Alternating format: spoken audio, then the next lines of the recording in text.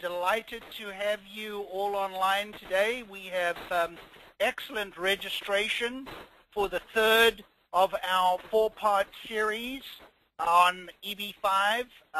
This will include a discussion with Brian Sue, our venerable and amazing EB5 marketing specialist, is traveling again today.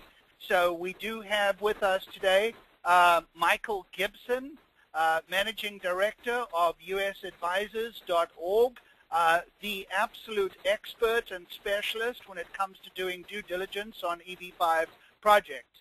In addition, we should have Jor Law, our business and securities attorney. Jor is very, very experienced in the EB5 arena. I'm going to give us a little bit more time to have some of our folks log on. Just watching the registration climbing up here. There's very, very good registration numbers. We're still waiting for one of our speakers, so welcome all. A pleasure to have you all on board today. This is the next EB5 program. Will be on February the 5th, 2013, in less than a month, where we're going to be talking primarily about regional center setup, how to set up a regional center, how to operate a regional center, and that program will be on February the 5th in the afternoon. So I just want to introduce briefly again Brian Sue, while traveling today, has been very kind to share with us his slides. As I've mentioned, Brian is the expert when it comes to marketing EB5 programs, both in China and elsewhere in the world. He really knows how to focus on what we would call the distribution network, which is getting the EB5 market out there to the consumer. I want to mention as well Brian's EB5 Summit in Shanghai, which is March 15 to March 18. If you are interested in the EB5 program, that is absolutely the way to go. Brian is, last year we had thousands of people on the first day. So that is really a program worth looking at. I've mentioned again that Michael Gibson, the Managing Director of US Advisors, is the go-to person when it comes to doing due diligence. That is both on individual direct projects and on the regional center-based projects. He is the expert in this arena. And if we have a little bit of luck, our third speaker, Jor Law, will be joining us to discuss the securities element of this particular program. So what are we going to focus on in this series, again, is providing a broad base of information. On November 29, we did our basics webinar. That, for those of you who missed this program, you can log on to our website and listen to the recording. And similarly for our December 13 program, where we went with some of the intermediate issues, you can log on and get all the information that you want on the EB5 program. Just again, for those of you who are starting out, the wealth creation that we've seen in China, Taiwan, and Korea has been quite amazing, driving this program. Many successful immigrants want to invest in the EB5 program, which is a way for many of the parents to provide education to their kids, give them an opportunity to go to top schools in the United States. And this is one of the very few options that is available for wealthy families to immigrate to the United States. And done correctly, it also provides an opportunity for folks to actually get their money back if they invest in an appropriate program. Generally, the returns are not that great, but at the end of the day, some of the programs are, in fact, redeeming at the end of the process, some 3-4 years down the road. So we seem to have a critical mass with regard to our attendance and log on. So I'm going to get our program moving and get started. Let's move on to our slides. And if we could please, my tech person. Right. Is that the dragon? Someone mentioned to me it looks a little bit like a cat, but it's a very colorful dragon, the so-called Chinese liang, and please, those of you who speak Chinese, excuse my poor pronunciation, but wanted to start off with some of Brian's slides. This part of the presentation really focuses on raising capital for EB5 projects. And at the end of the day, for developers and regional centers, that's what this is all about. The EB5 program is about raising capital for projects, and from the government's perspective, it's about job creation. From the immigrant's perspective, it's about how to get your green card. But for the developers and for businesses seeking capital, that's what this is all about. And Artisan Business Group, I've already introduced Brian Su, the absolute guru in marketing, has kindly shared some of his slides with us. I've already given him a plug for the March 15 to March 18 show, Invest in America 2013. There's the website. I was there last year. This, I believe, is the third or the fourth one. This is the show to be at if you want to learn about EB5, you want to meet the regional centers and the investors, as well as several of the top immigration lawyers and specialists will all be there. And then 2013, June 20th, is the EB5 Business and Investment Trade Mission in China. There's the information, eb5news.blog. Enough plugging. Let's stop being so positive for a second. Let's switch over to Chinese visa retrogression. Now, what is retrogression? It is not a psychological diagnosis related to depression. Sorry, that's my bad joke. You do not need to laugh at my jokes. Oh, by the way, the chat function is working and operating, so if you want to get on board, just click onto the chat function, and you can ask all your questions. Please line up your questions. My plan today is to make sure that each and every one of your questions is answered. Now, did I introduce myself? I guess I did. Bernard Wolfsdorf, what is my claim to fame? Past president of the American Immigration Lawyers. I serve on the EB5 committee, and quite frankly, all I seem to be doing nowadays is EB5 cases, EB5 cases. I've got to file a good one today, just constantly working on EB5 cases and having a lot of fun with them, quite frankly. Very, very busy in this arena. Now, Chinese visa retrogression, not quite a psychological diagnosis, but one of the issues that we face, which is of considerable concern, is that there are only 10,000 visas available on an annual basis. Now, that's 10,000 family members.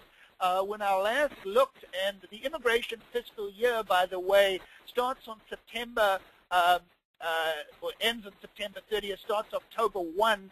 So we are already in the 2013 fiscal year. The 2014 fiscal year starts October 1 of 2013. Sorry, you didn't expect all this math. Here's the bottom line.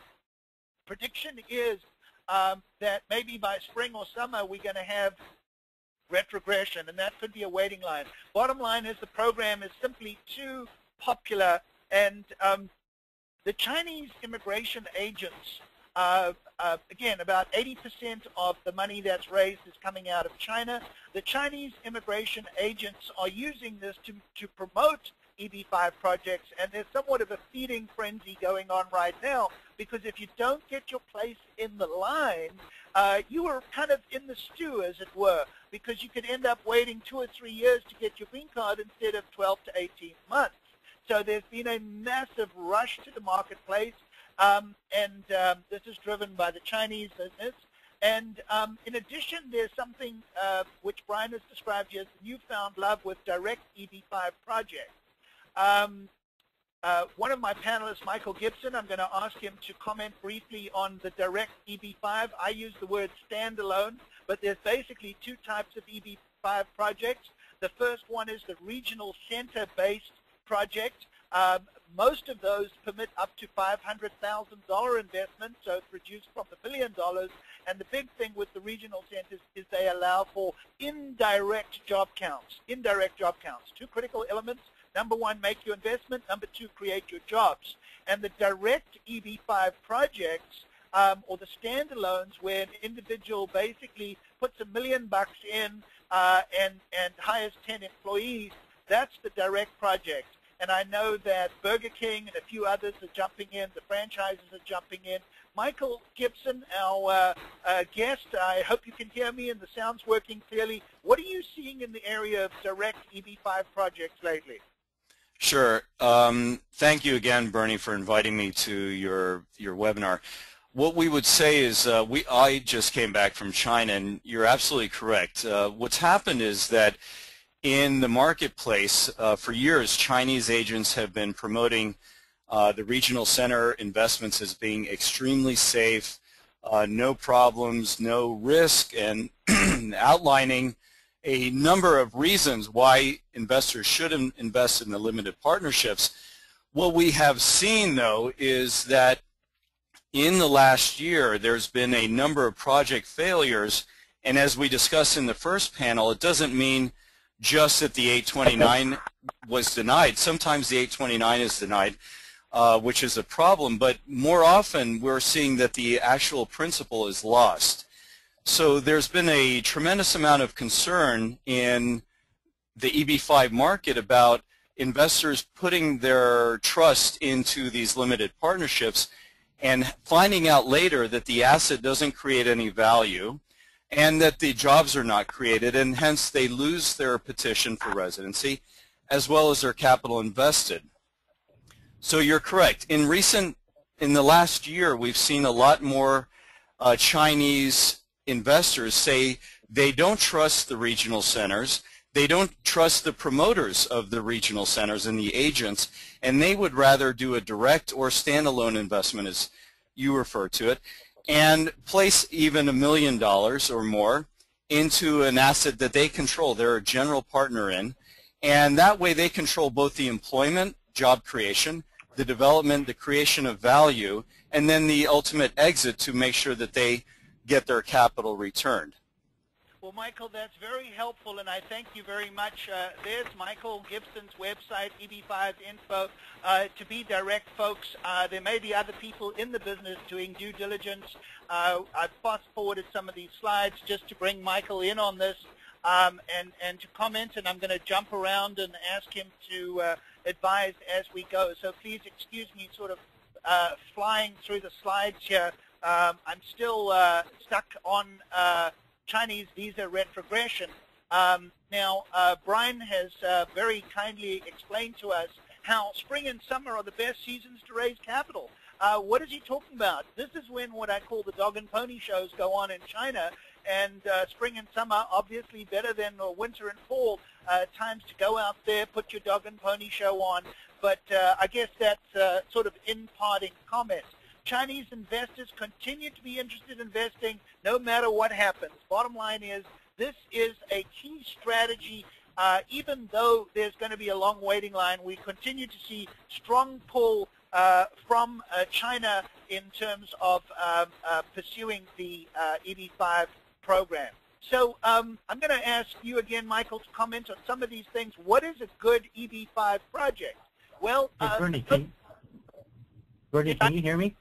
Is this Mr. Michael Jor? Yes, not Michael Jor. I always mix everybody's name up. Jor Law. That's J-O-R-L-A-W. Jor Law, the security specialist, just got online, and he can hear me. I hope you can hear me, and I hope everybody can hear everybody. So, Jor, I'm going to be throwing a few things at you when it's in your area. As you can see, we've been rehearsing for hours and hours, and joke, you do not have to laugh at my bad jokes, and since you can chat, you can ignore those as well. I assume everybody is hearing me. Jor, you can hear me, is that correct, sir? Yes. Very, very good. So let's talk about what is a good EB5 project. We're using Brian Sue's slides here. Projects capital stack with 30% or more of the developer's equity. The bottom line is they want the developer to put in their own money as proof that they have confidence in the project. If it's all EB5 money, then the question is, how committed is the developer, and are we risking all the EB5 or foreign national money? Michael, tell me, how important is that when you look at evaluating a project? What is the correct capital stack from your point of view, and is that the key criteria in evaluating a good EB5 project?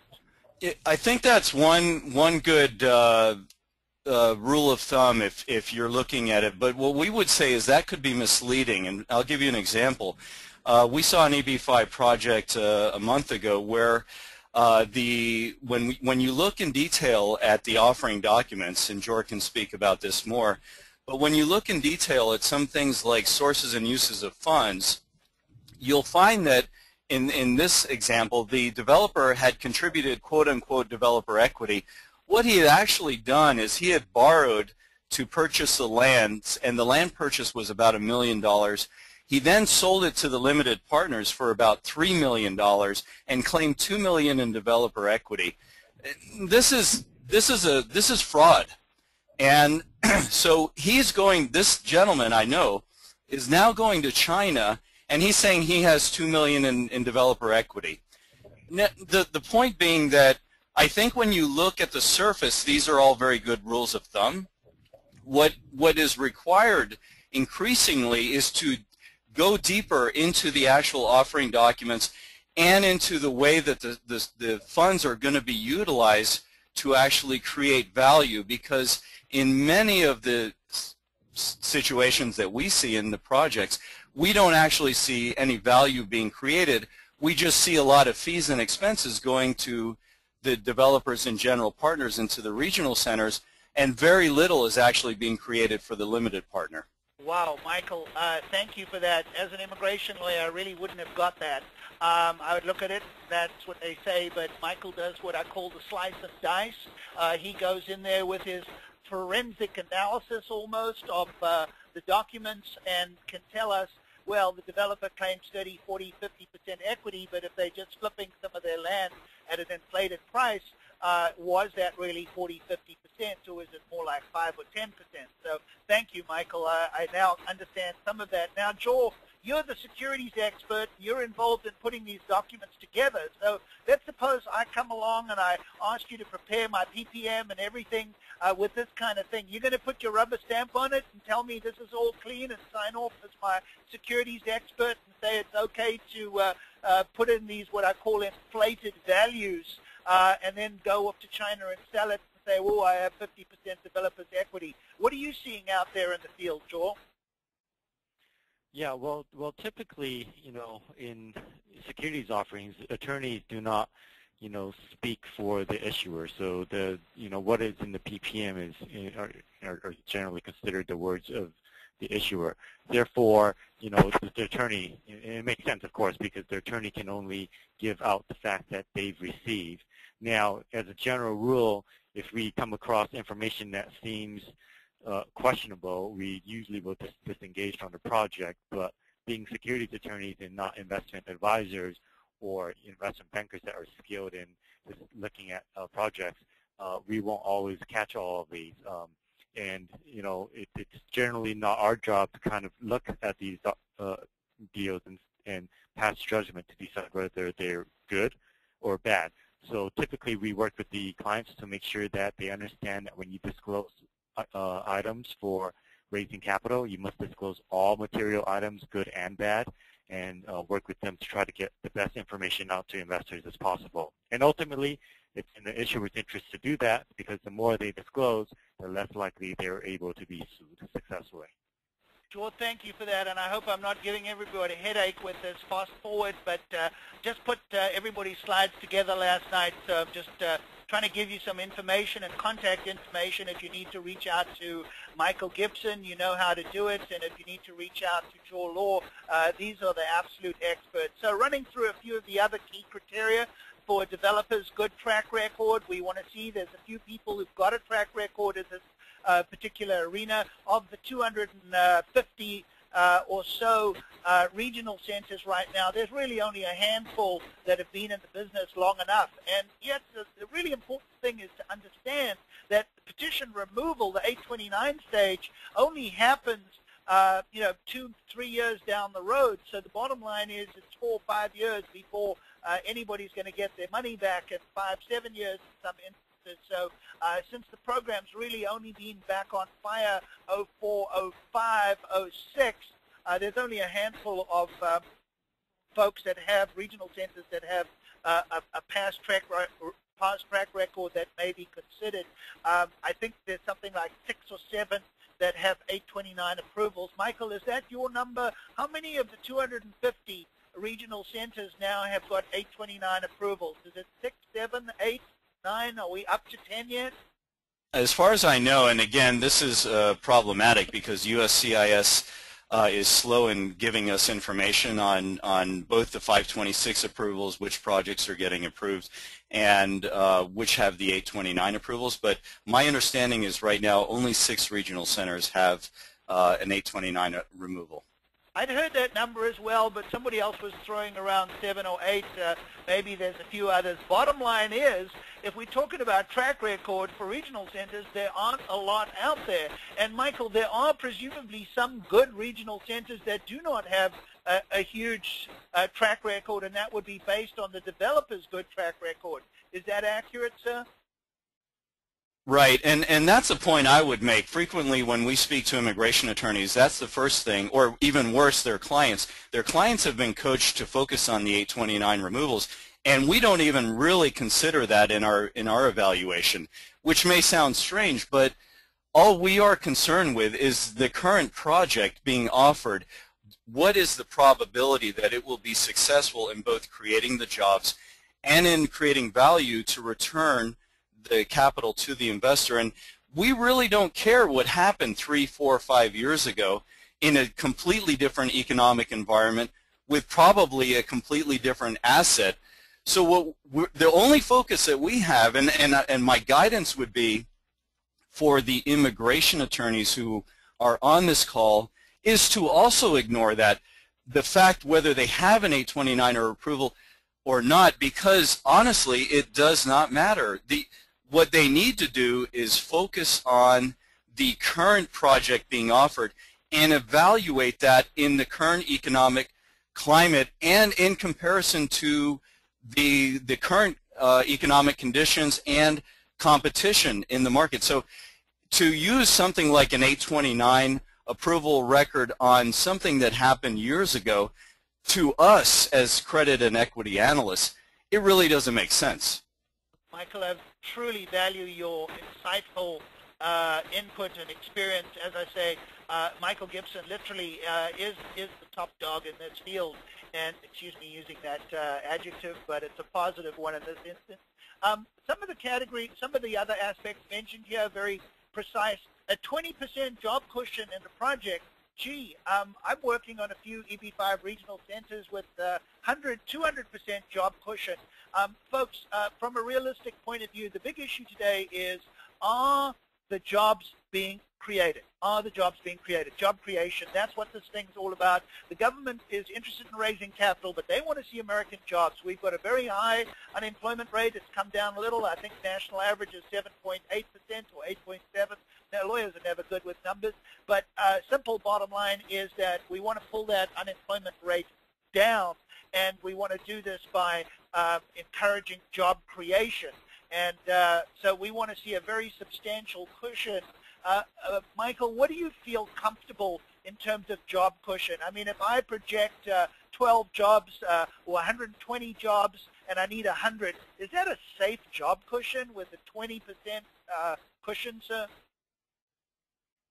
Well, the ratio is it can fool you, and what I mean by that is it's hard to say what is the best outcome. What we look at, what we focus more on, is actually the project completion timetable, and I think this is something that would be good for the immigration attorneys when looking at these projects to very carefully consider, because what we've seen is that when the projects come to market, that they have a very ambitious schedule for both completing the construction and commencing operation. And as we know in real life, many things can happen that would alter that schedule. So if you are presented with a project that has something like an 18-month construction timetable, well, what we do to be conservative is we estimate, depending again on the location and in the industry and other factors, we would add some time to that because we know there's always going to be issues.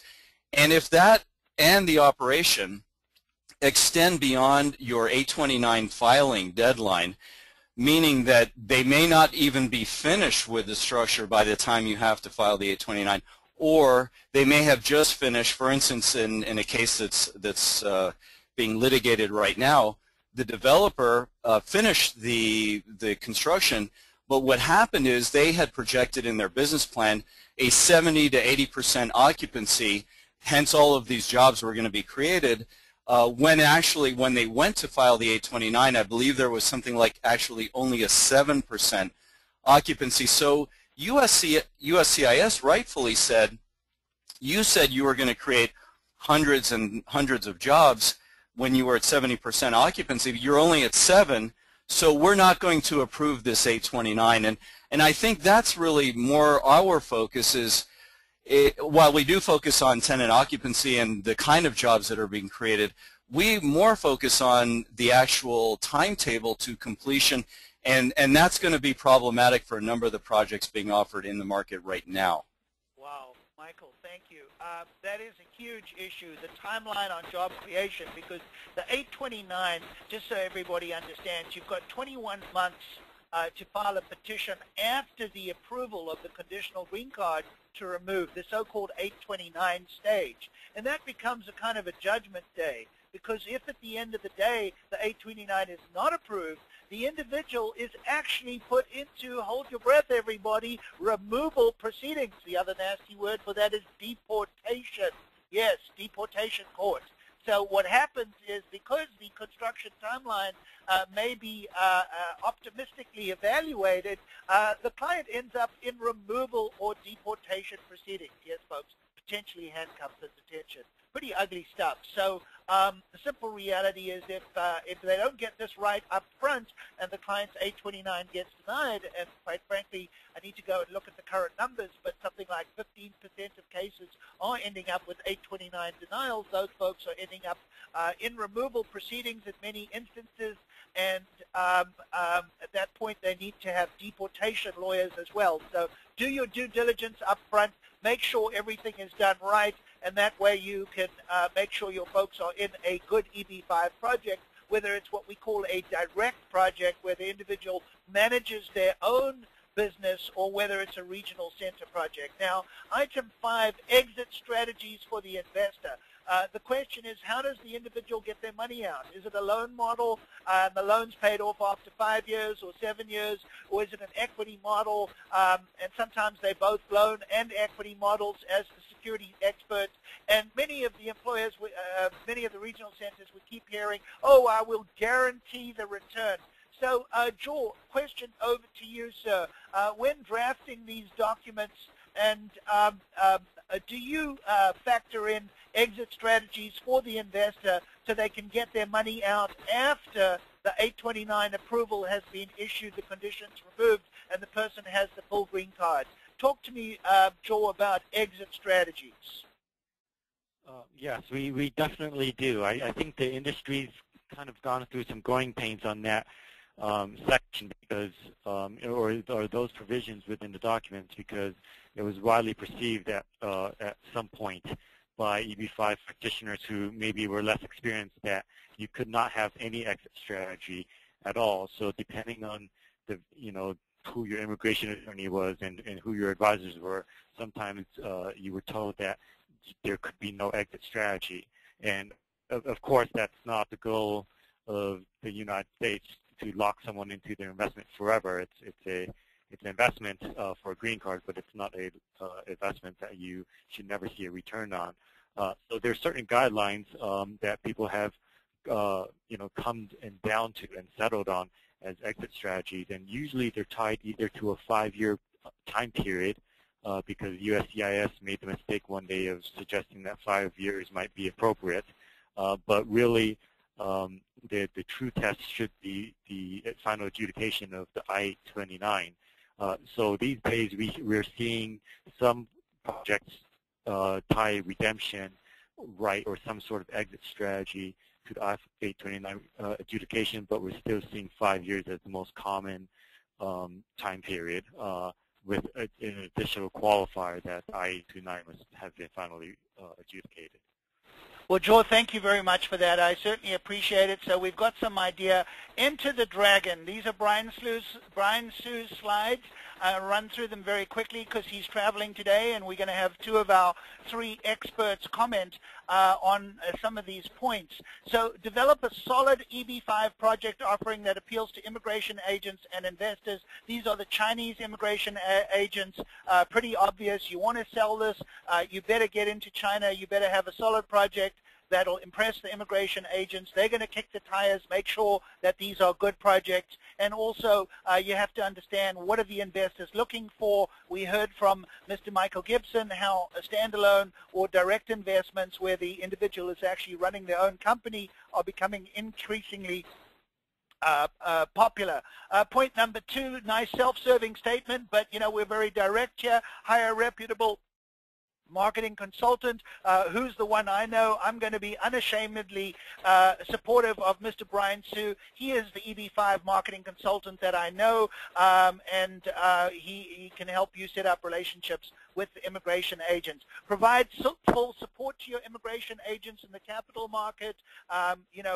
This is, again, I have to be direct. I do work with several of the major immigration agents. They do run the business. The immigration lawyers, we're not all that important. The agents really have access to the clients, and they make the introductions. Participate in EB5 trade shows and events. Yes, you have to get out there. You have to meet with the people, meet the folks like Michael Gibson. That's how I met Michael initially at one of the trade show of Brian Su's events. That's where I met Jor as well. That's where you get to mix with the people who are in this industry. Have a due diligence and risk management plan in place. Well, the other word for that is Michael Gibson, EB5 Advisors. This is what he does. He's the guru. Well, enough shameless plugging of my co-panelists, but I have to tell you, even for me to get Michael Gibson on the line and to reply, he's very good with his emails, but this is a service that quite frankly, he's in very, very high demand, as is Jor Law, for his due diligence services. I hear there are other people in the industry. I was talking to another lawyer the other day, and I said, well, who's your number 2 and number 3 guys? And we kind of stumbled. We couldn't find number 2 and number 3 in this area of due diligence. So there's Brian Su's contact info, and some of the hot topics that I wanted to touch on today. TEA, state designation letters, quite frankly, that's not a problem. But, of course, with dropping unemployment rates, this could be somewhat of an issue with the economy heating up. The question is, are these going to be lock-ins? I think we're okay on the TEAs. It's pretty much under control at this point. Material changes in business plans. Very, very interesting guidance in the latest December tenant occupancy memo, where it appears that some change in the business plan seems that it may be acceptable, which is a big breakthrough because usually any material change, any change, quite frankly, can lead to a problem. Indirect job creation methodologies, that's the old tenant occupancy, which we're going to talk a little bit about. I'm watching my clock here. We could probably spend an hour or 2 on the new memo, but I'm going to respect your time and go very briefly. We will be doing more of these. We do have another next program is on February the 5th, but we probably will be doing a few more as hot topics keep coming up. So capital investment after job creation, cause and effect issues. Well, this is a big one. Connected to bridge loans and mezzanine financing, the simple bottom line is the government doesn't want you to go along after the project is completed and claim job creation. They want to see a direct connection between the investment, between the money that's raised, that's put into the project, and the job creation issues. And my colleague, Michael Gibson, mentioned some of the timeline delays. We've spoken about permitting, construction delays, where the job projection is based on, well, you know, at the time we file the 829, we're going to have 150 jobs. In reality, we only have 10 or 15 jobs because the project got delayed. Where does that leave us? Basically, the government took the position that artificially that the jobs have to be created within 2.5 years. How do they calculate that? They said, well, the green card takes 6 months to process. 2 years is the wait period between the original green card and the removal of conditions, so we get 2.5 years. Well, hold it a second, folks. What about Chinese retrogression? What if these folks take 3 years to get their green cards? Well, they can't even enter the United States. So we've got somewhat of a quandary coming up with Chinese retrogression and the cause and effect and timeline delays, and we're going to see some problems in this area. So hopefully the government will come up with some solutions. And let me be a little positive here. The government is moving towards solutions. The government, Director Mayorkas is a big fan of the program. This administration is a big fan of the program. Congress is a big fan of the program. And we do expect them to continue to be positive in trying to find solutions for many of these issues. And on December 28th, the government released a new memo. I don't know what that date is, Impact 1212. The new tenant occupancy memo, I just blogged on it, by the way. This is the talk of the town in terms of what exactly does it mean, and we can go into some depth here on the EB5 program as to what tenant occupancy is and how it will impact the program in the future. The key element here is that you may now count tenant employees as created jobs, provided you can demonstrate the reasonable causal link. I said casual link. It's the causal link. They want to see cause and effect between the EB5 enterprise, between the investment and the job creation. And this could be a financial link, or it could be what we call a facilitation-based link. The facilitation-based link is if, for example, the regional center has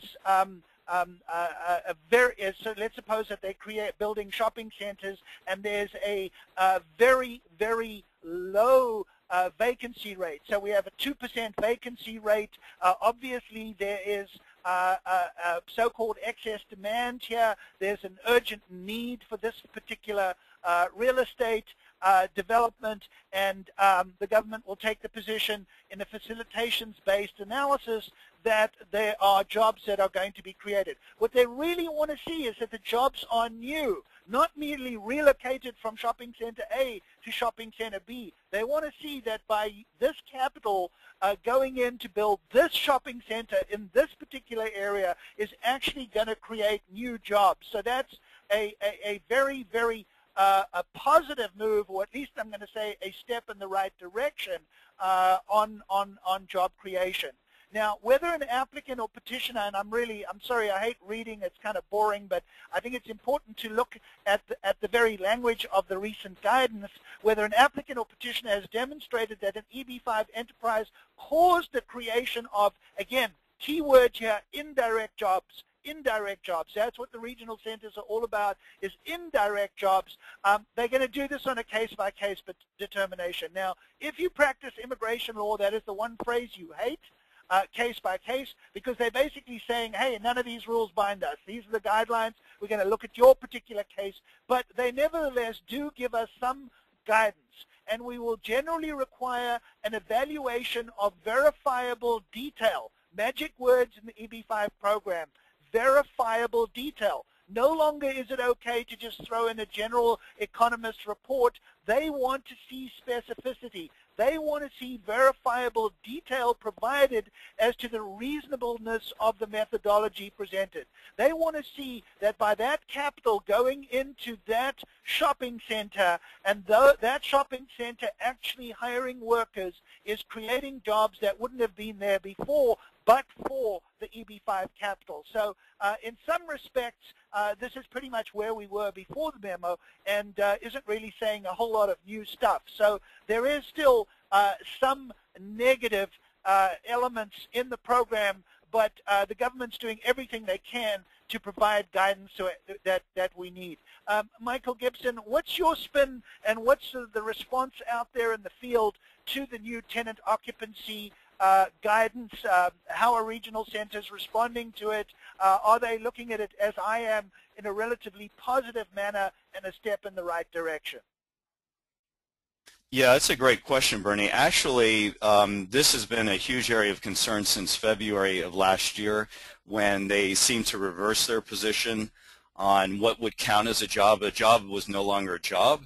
I understand their concern that projects were being created within TEAs which were just simply moving employment from one area to another, and that didn't create any new employment. But to attack the people who are creating hotels and other projects which actually did create new employment through this tenant occupancy methodology, and I'm an economist, I think that was incorrect, and it reversed their prior adjudications. What we would say is that in our conversations with not only the centers but the attorneys who are like you who are filing the 526s, is that any guidance that we get from USCIS regarding any of their policy is welcome, but I think the proof is going to be in the pudding as we start to see more of these 924s and 526s go forward. Do they approve the new models? And I think we're still not sure, since this memo is so recent. I don't know if there has been a fundamental change within either California or DC, but my sense is that they heard the concern. They stopped. It seemed like they stopped almost every single new 924 application until they could resolve this. And the nice thing about this was that there was a good spirit of cooperation between the stakeholders in the community and USCIS. So I think that was a positive development. But what was unfortunate, for about 7 or 8 months, it really stopped all of the capital raise for a number of developers, and hopefully that's gone behind us, and I hope that's the outcome of this new release. Well, Michael, thanks for that overall analysis. And you know, 7 or 8 months, wow. Let me just tell you, I've got 924s pending for nearly 2 years already, because they'd been pending about 8 or 9 months, and then everything got put on hold. So this has been a huge burden for many of the regional centers, which is the 924 applications, and also, of course, for the exemplars, because you can file a 924 for that specific project. So this has, I can really use the phrase, devastating impact on the industry. And Michael, you talk about tenant occupancy and developments, and you talk about hotel. In the hotel context, of course, the question there is guest expenditures. Are the guests going out there spending money in that area on local restaurants and doing their shopping at the stores, and therefore creating economic activity, which ultimately is creating indirect or induced jobs? So it seems that we kind of doing a little better in the hotel arena, but again, even there, the attitude is, well, you know, is there a need for hotels? I mean, if the vacancy rate in the hotels is, you know, 30–40% downtown, and then the question is, building a hotel, will that in fact create guest expenditures which will create indirect jobs, or do we have to have a very low vacancy rate such that building that hotel will in fact bring jobs to that area? So that is the kind of analysis.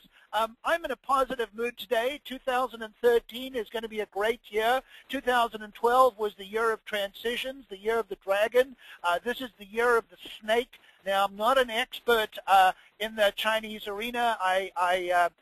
My household, by the way, is, my wife is from China, my kids speak fluent Mandarin, and I'm heavily immersed in this EB5 program, and this has very much become, quite frankly and quite directly, almost a Chinese program, in between China and Taiwan being huge consumers, and in second place, of course, is Korea. But Southeast Asia is really where the EB5 industry is right now in terms of of this particular program. Now, one of the things we were very impressed, material change, the government seemed to be interpreting that as any change, not necessarily material change.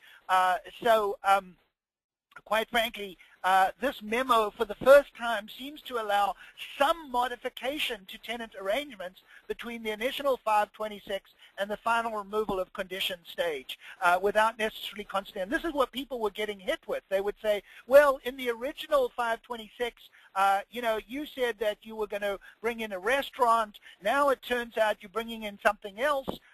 You know, that's a material change, and we're going to deny your 829. It now seems that some form of modification is allowed, but you're still going to have to prove on a case-by-case basis that this new business is creating the jobs and that the inputs that you used in your econometric model are in fact valid under the new analysis. So, and the example they give is a good one. We're very excited about it because there's a precedent decision which is not so good, but this is the exact language from the memo. If after approval the space is leased to a different type of tenant, i.e. a type of restaurant that yields different expected employment, or a non-restaurant. Oh, wow, that's a big jump.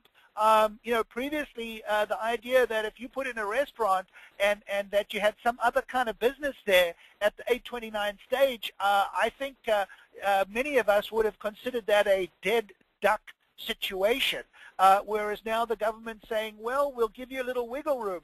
And Michael, you seem to be very kind to the government. I think that the government did try to find a solution, but I'm also going to give kudos to my colleague Ira Kurzban and the litigation, because I think the government got litigated over this, and the unreasonableness of their position was probably articulated, but this is all under wraps, so I don't really know the insider story, but it looks like the government is accepting in certain conditions that there can be a change with a different type of tenant, and material change, which was the basis for most of these denials, seems to be interpreted slightly broadly.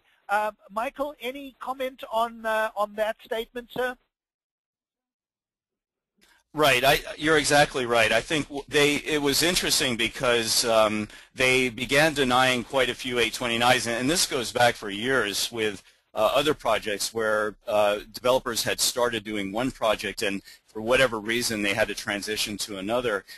And for the person who is not involved in economic impact analysis, you would say, well, what's the problem? At the end of the day, you're creating the employment. It's not the one that you specified in the 526, but you created the jobs, so what's the problem? And that was really the industry position, which I agree with. I mean, this is a job creation program. You create the job, that should be fine, but for whatever reason, the USCIS said no, we will begin denying, and I think you're right, there was the litigation, and Ira did a fantastic job explaining the industry's position, and I think they prevailed in the settlement, although again, we don't really know what was decided, but I think they're getting, and I'm saying the USCIS, I think they're understanding that as long as employment is created and it's not done in a way that is detrimental to other laws, that it's being done in an appropriate format, I don't think that they have as much of an objection, and my sense is that's where they're moving towards. Well, I really appreciate that, and you know, I think this is a very, very positive development.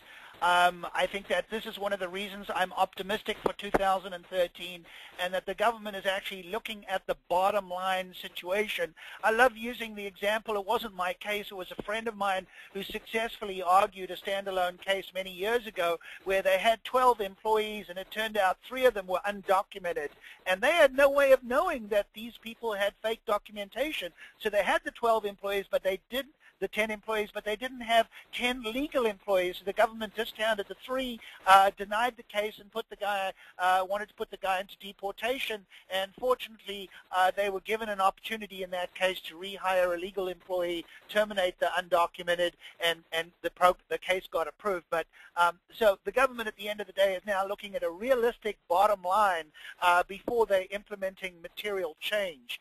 I'm looking at my clock. As usual, I haven't got through anywhere near all the slides that I have on, but I'm having fun again, and hopefully you guys are all learning how the EB5 program works.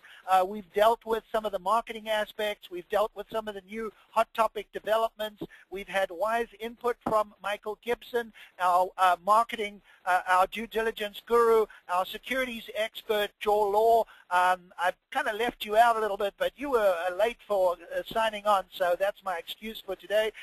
So Jor, since this is Jor Law, there he is, Homier and Law, the guru in the corporate structure. What Jor Law does is he helps set up the corporation, helps put together the securities documents. And Jor, I'm going to give you about 2 or 3 minutes to tell us, we've already done your disclaimer, so we've all got CYA here. No legal advice is being provided by this webinar, blah, blah, blah, blah, blah.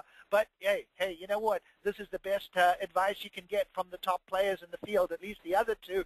I shouldn't blow my own big trumpet too much. So, Jor, tell me, corporate securities, EB5, give us some corporate best practices.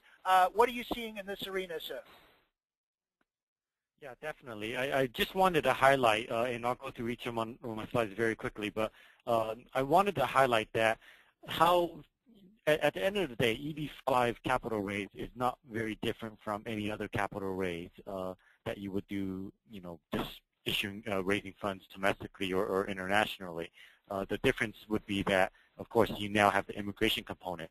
But what someone might be used to as best practices for a traditional capital raise might not fly with EB5 reality because now you're dealing with trying to get your capital raise, which, you know, to a sophisticated investor or to the SEC is something routine, but you're trying to get this and sell it to not only foreign investors who may be less familiar with how things are done in the U.S., which is usually more structured, but you're also trying to get it past USCIS, and they're now having some corporate attorneys join them, but historically USCIS hasn't really understood a lot of corporate concepts. You know, for example, at risk. You know, at risk to everyone means, you know, your money's at risk.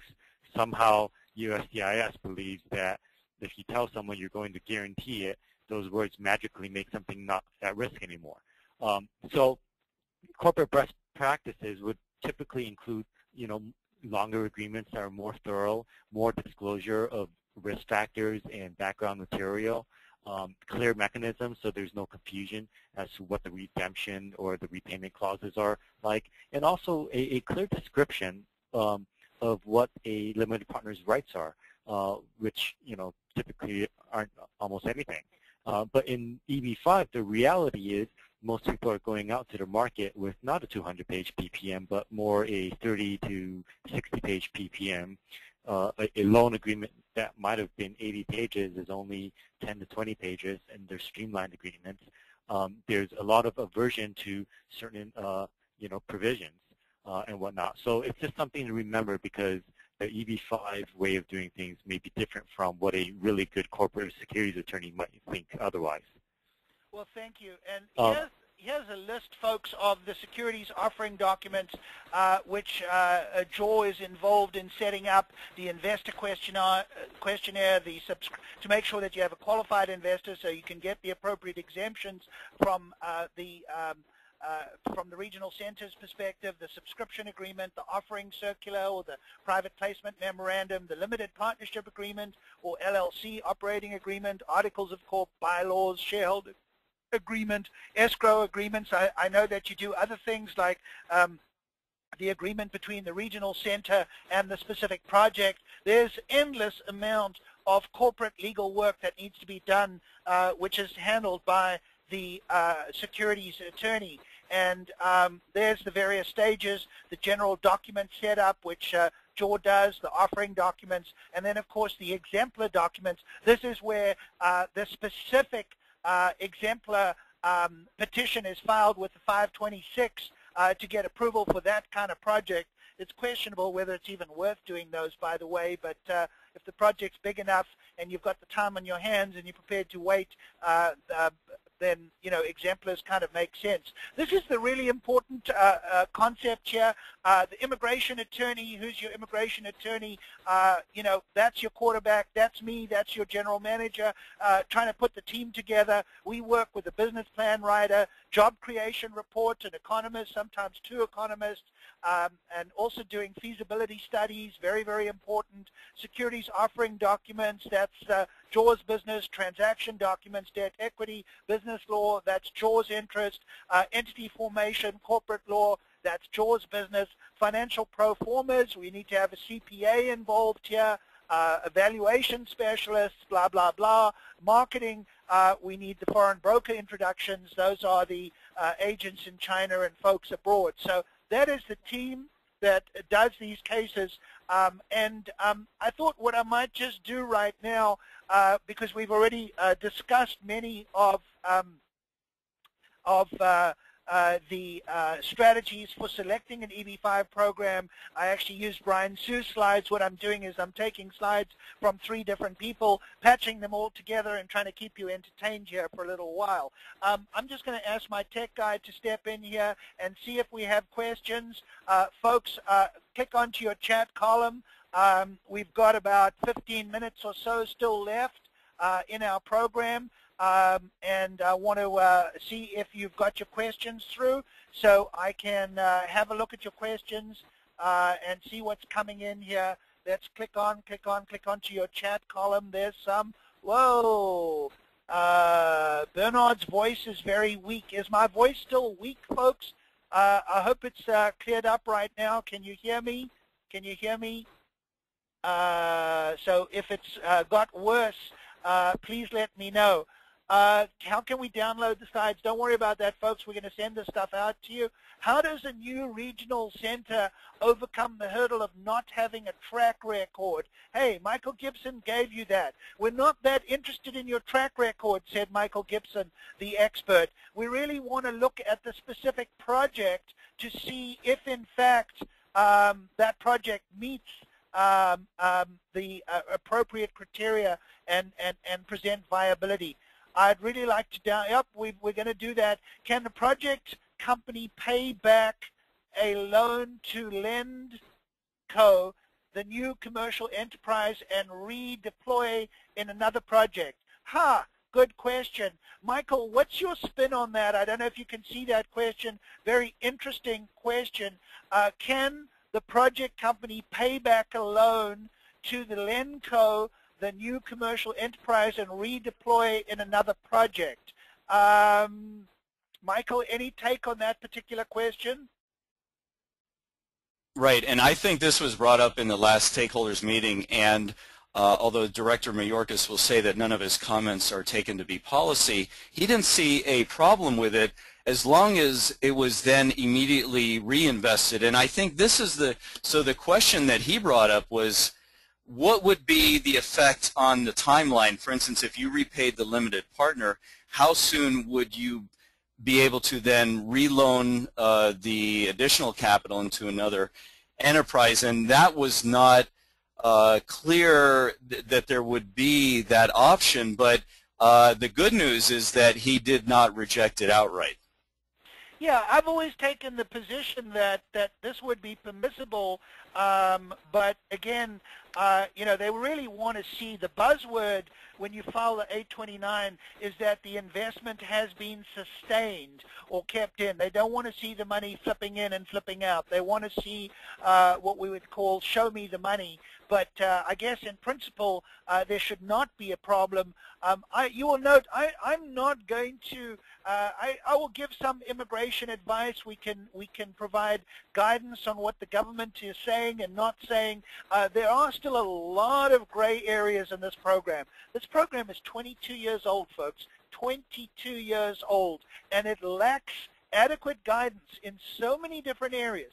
In 96, 97, 98, we had the 4 precedent decisions where the government gave us some considerable guidance. Basically, the program got flipped on its head, but we are still lacking guidance on many, many critical issues. Here's some more interesting questions. Questions about securities license required to offer EB5 to both Chinese and U.S. That's a general question. Questions about securities license required to offer EB5 to both Chinese and U.S. nationals. I know both of my panelists can answer that. Jor, do you want to take that one first? What kind of securities license is required in order to sell these particular securities? And by the way, folks, these are securities, no question about that, to both Chinese and U.S. folks. Jor, what license do I need? Series what? Yeah, it really varies. There may be a couple of different steps that you would have to take on. I'll speak to what is in the U.S. You know, obviously, if you're in China or if you're in Brazil or if you're in the U.K., there may be other licenses you need to get at those local jurisdictions. But in the U.S., you may be concerned with broker-dealer laws and you may be concerned with investment advisor laws depending on the types of services that you're giving. And the licenses that you would typically need there, for a broker-dealer, you would have to, for example, join a self-regulatory organization like FINRA. You'd file a Form DD. You'd have to join the Securities Investor Protection Corporation. Someone would have to file a Form U4 for you. Then you'd have to take one or more of these exams, a Series 7, a Series 63, a Series 24, and a Series 27, depending on what your role was, within the entity that, you were, doing the business under. And as an investment, and that's just the broker-dealer side of it. As an investment advisor, you'd file the Form ADV, and it, depending on each state, you may have different licensing requirements, but in California, Series 65 or a Series 7 and a Series 66 would be the appropriate licenses. So well, thank you. Quite a bit of licensing going on there. Well, thank you. We've got many, many good questions, but just because we've got Michael Gibson online, our absolute specialist, I want to give him an opportunity, and Michael cannot advance the slides, and we're at different locations. So, Michael, you better give me a cue when it's time to flip the slides over, but he wanted to give us some additional direction and input. Michael, take the mic, sir. Sure, Bernie. Actually, it relates to that question, and Jor did a great job with answering that. The issue that we're seeing, it's actually not a slide. We published it on our news portal on EB5info.com this morning, a story that came out over the holidays. The North American Securities Administration Association, which is essentially an industry watchdog, published EB5 scams as one of the top 10 financial products that threaten to trap unwary investors. So since this audience is comprised of people who may be looking to raise capital, the one word of advice we would give them is that if they engage anybody who is in the United States, a resident of the United States, or located, domiciled, has an office in the United States, in connection with doing their raise, make sure that they are registered, as Jor outlined, with one or various licenses, because our sense and the word for the year that we are coming up with is going to be fraud. And what we're concerned about is that, and not just us, it's federal agencies as well, is that these brokers are materially misrepresenting the safety of these projects. As the article points out, most of these are extremely illiquid, they're highly risky, they lack transparency and accountability, and yet the agents are telling their clients that these are investment-grade assets. These are anything but investment-grade assets. So we would caution any of your audience who is either trying to raise capital using some of these brokers or in the field of giving advice to their clients, that they understand what they're saying, because if there is harm that is caused to their clients, that there will probably be litigation, which I don't know how they could defend, or there may be regulatory action, and that's, I think, our guidance for the year. Well, Michael, I've heard you speak many times, and quite frankly, looking through your eyes is incredibly valuable because many of the immigration lawyers and many of the people in the program just don't have the depth of knowledge and experience in the securities area, and many folks are saying, as I've heard you say many times, well, we don't provide advice, and then they go around and exactly do that, which is provide advice for which they may, in fact, be violating both civil and criminal laws, number one, and number two, if the investment goes bad, they may end up having to pony up all the money with damages, if I'm not mistaken. Is that more or less correct, Michael?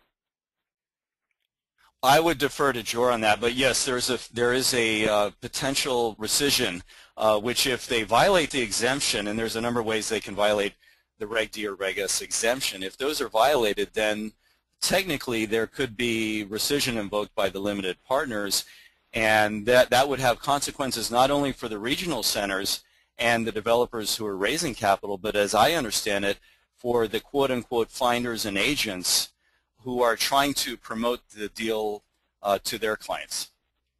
You know, we have absolutely wonderful questions here today. Jor, did you have something to add to that, my friend?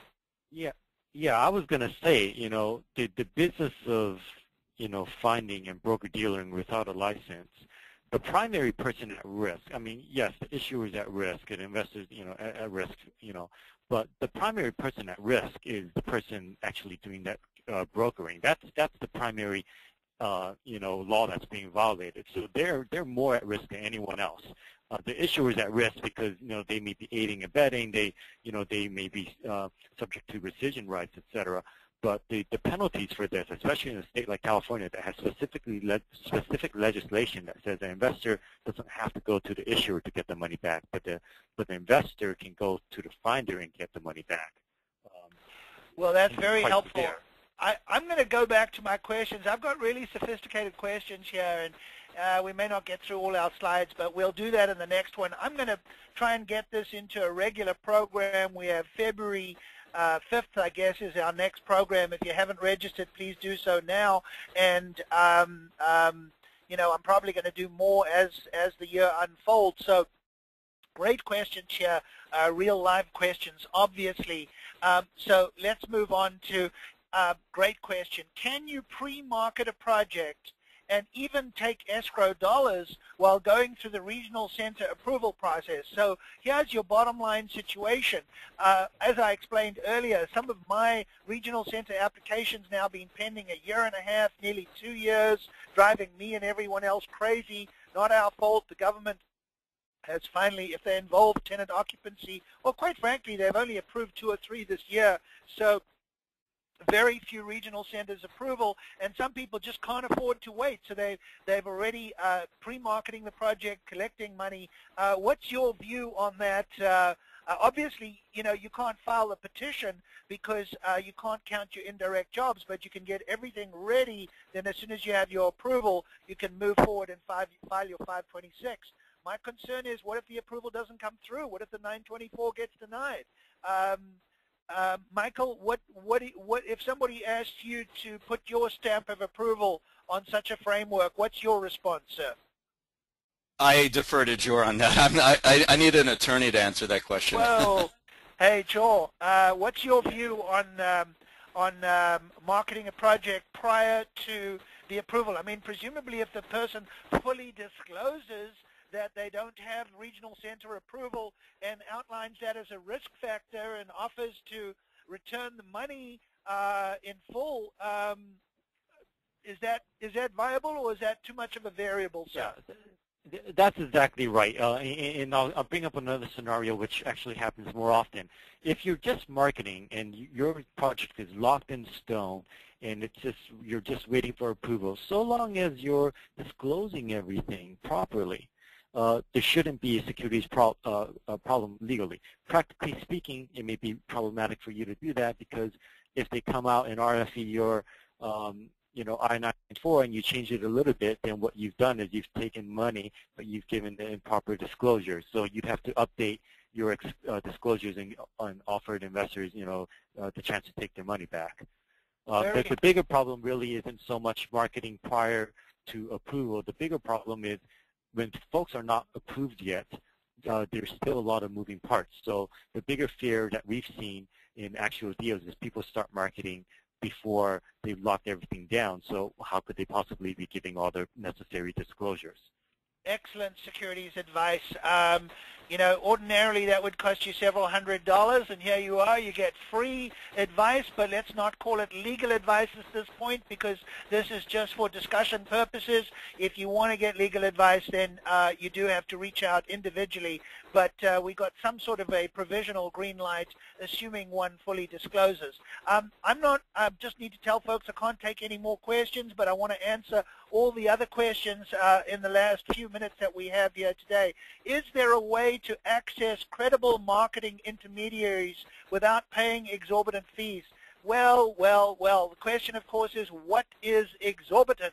You know, the bottom line is if you want quality, you know, I'm sorry to use this analogy, but you can always get $2 takeout Chinese lunch. It's not so good as opposed to, you know, Mr. Chow's, the fancy restaurant here in LA. So if you want the good advice, I'm sure you can get lots of cheap advice, but my question is it going to be of much good? Really, you know, honestly, getting a little bit of advice from the quality experienced players is what it is. I don't know about any low price marketing intermediaries who are rookies in the field. And here's one from a immigration law colleague, friend of mine. Nice to hear from you. Is there any movement towards increasing the minimum amount of $500,000 to qualify investors for regional percentages to pay $750 or more? You know, Andy, there was a lot of talk about increasing the minimum amount in order to get the 3-year extension. I think that there was strong pressure not to increase the amount. My prediction is that in the future, we're going to see some congressional action, okay? This year is going to be the year of immigration reform. Allegedly, the president has promised it. It's been put on the back burner a little bit because the gun control issue is in play, and we've had the fiscal cliff issue, and tensions are frayed. But immigration reform is going to move forward, and EB5 is going to be in there. I haven't heard any chatter lately about increasing the minimum amount. There was talk about it earlier. What about you gentlemen out in the field? Brian, any chatter? Jor, any chatter on increasing the minimum amount to qualify in an EB5 investment for a regional center or high unemployment area? High unemployment or rural effectively moves the amount from 1 million down to 500,000. Heard anything else lately about that, gentlemen? Well, I mean, on the securities side, there's this perpetual talk about, you know, raising the minimum qualifying amounts for accredited investors. So, you know, right now it's $1 million. So, you know, regardless of $500,000 or $1 million, if you were relying on a securities exemption that was tied to minimum net worth, the minimum net worth, you know, and figure may go up. There's always talk about that. It just hasn't ever happened yet. So the bottom line is you have to be worth at least $1 million, but there's also the other alternative test of certain income levels, correct? We're now talking about a different thing. That's about being a qualified investor in order to get the securities exemption. So there's been some talk about increasing that, but it's important to know that if somebody has a net worth of $600,000, they're not going to qualify and they shouldn't be signed up. Let's move on with the questions because I see we're pretty much at our time, and there will be another seminar on February the 5th, so please register for that one. I'm on an H-1B and an Indian who works in the U.S. You mean you're born in India? Am I eligible for EB5, or is it only for folks from China? Come on, guys. This is open for everybody, everybody, everybody. I've pushed the Chinese. This program is red hot. It's moving into India right now. A lot of new wealth in India, and absolutely, I have several Indian clients who are stuck in what we call the visa retrogression nightmare, and they have decided to get out of that ridiculous waiting line and file themselves EB5. So yes, if you're on an H1 and you're stuck in the 6, 7, 8, 10-year waiting line, 6, 7 years, even if you have a master's degree, 10 years or more if you only have a bachelor's degree, and yes, sir, you can get out of the waiting line. How do we, moving on to my last two questions, I'm over time, how do we have an EB5 community become less dependent on China and Korea? In other words, do a better job marketing the program elsewhere? That's kind of funny. You know, the simple bottom line is that it is being marketed elsewhere. It's being marketed in all the emerging countries. That accent that you hear from me is South African. I was born in South Africa. I'm a proud naturalized citizen, and I've got to tell you, this program is red hot in South Africa, in Russia, in Brazil, in Venezuela, in Iran. This program, I've emphasized China and Korea because the statistics show that those two countries are taking about over 85% of the visas. So, you know, that's where it is. This is a worldwide program. We do not care where you are born. By the way, mentioning Iranians and even Syrian applicants, yes, this program is open to Syria, but there are sanctions on Syrians. There are sanctions on certain Iranian transactions. So you do need to go to the OFAC, the Treasury Department's OFAC website, and see if you are violating securities laws. Scratch that. If you are violating restrictions on investment, Treasury regulations, before you look at certain nationalities. I think, other than the thank yous, thank you very much for the thank yous, everybody. I'm going to try and keep to time today. Moral of the story, if you're using a finder for your capital, they had best be registered through a broker-dealer. Yes, yes, yes. Thank you, sir, for making that. The penalties otherwise can be severe. That is a correct moral, and that is a correct conclusion, sir. We thank you for your input and for your guidance. And I'm going to say thank you to all of you for attending today. Please tell your friends, sign up February the 5th. If you want good information on the EB5 program, reach out. We've got some of the best experts. I will be bringing in other experts from time to time. Please excuse my emotional and excited methodology. I really get into these things. Have a lot of fun, everybody. I can be reached. Let me get on to my final slide here. Could you just close those questions down, tech specialist? Let me get on to my final slide. Oh boy, I just want to let you know we're going through so many good things there. Here's Michael Gibson's contact information, michael@usadvisors.org. There's his telephone number. Email him, email him, email him. He is the expert and the guy that I go to when I need due diligence. These are we're all going to cover in some of your next slides. Whoa, how do we get 60 slides here? Questions and answers. Mr. Brian Sue, that's what I look like. You know what? That's what I really looked like a few years ago. My beard's gone a little bit gray, but it's internet land, so you're allowed to use old pictures. I'm actually a little bit older than that. That's really what Mr. Brian Sue looks like. That's what Michael Gibson looks like, although, you know what? Normally, I'd say, Michael, that's not the most impressive picture of you. Yes, and that's exactly what Jor Law looks like. He's always smiling and happy and a very, very smart securities lawyer. So on that silly note, everybody, thank you for joining us. Please join us again on February the 5th, same time, same place. Log on, and please make sure your friends come on as well. We will be sending this out to you all, and you know how to reach us. So from here in sunny Los Angeles, where it's, what, 75 degrees in the middle of winter, I hope you're all doing well, and look forward to discussing EB5 with you. By the way, we don't only do EB5 webinars. I better give a plug. On the 18th, we've got a webinar on O1s. By the way, that's a good visa for entrepreneurs. The entrepreneur visa, we're going to do a webinar on that on March the 6th. And what else do we have? We have a post-OPT webinar coming up on January 22. So I don't do all of those, but from here in webinar land, I wish you all well and a wonderful 2013. Co-panelists, Jor Law and Michael Gibson, thank you for joining me today. Thank you, Mr. Brian Sue. We'll have you on for the February the 5th program. And until then, farewell, everybody, and hope you were at least amused. Thank you, everybody, and what a pleasure. Thank you, Michael, for the nice words. Talk to you soon, everybody. Goodbye, and until next time.